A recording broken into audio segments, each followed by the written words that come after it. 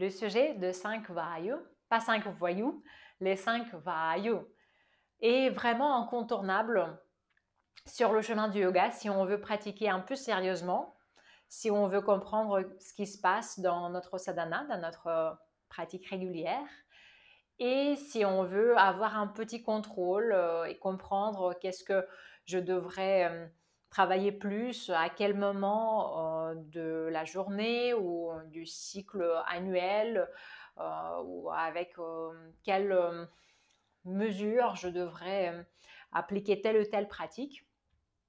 Donc, le tableau de Yoga et Veda, je pratique, retrace ici toutes les caractéristiques des 5 vayus. Et je voulais parler un peu des généralités, déjà de leur placement, de leur fonction, et aussi vous donner des exemples de leur mantra.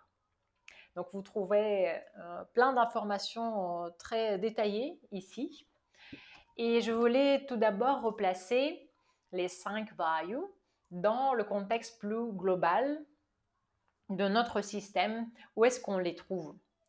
Si vous avez regardé ma vidéo ou si vous connaissez par ailleurs le système de 5 koshas, c'est donc le deuxième corps, le deuxième kosha, prana, maya, kosha, pas pranayama, pas confondre kosha et la pratique de pranayama.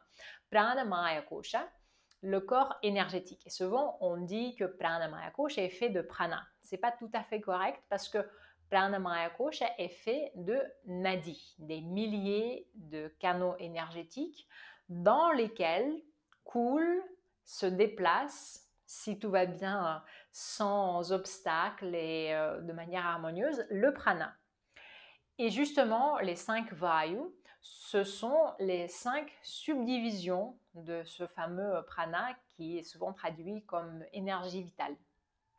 Donc pourquoi on devrait avoir les 5 subdivisions? Vous voyez, comme dans une maison, nous avons des espaces différents qui ont leurs fonctions différentes. Et bien pareil, notre corps, corps énergétique, peut être comparé à une maison où il y a les toilettes, il y a la cuisine, il y a la salle à manger, il y a un endroit où on fait les pratiques spirituelles, notre méditation ou toute autre chose. Donc, dans notre système énergétique, c'est pareil.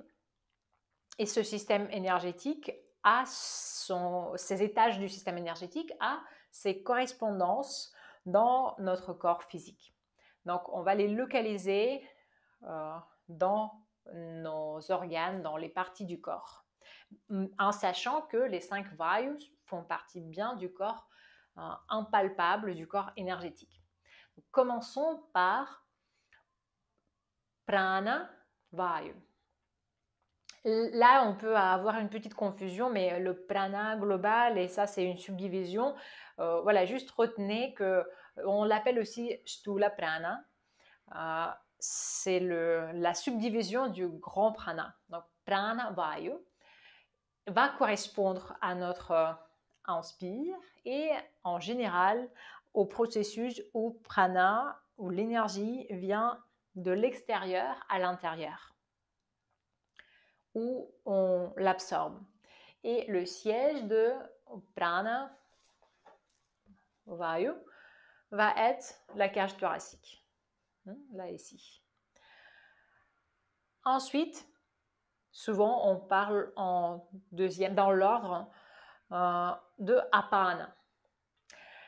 Apana, c'est un grand sujet. J'ai fait une vidéo à part.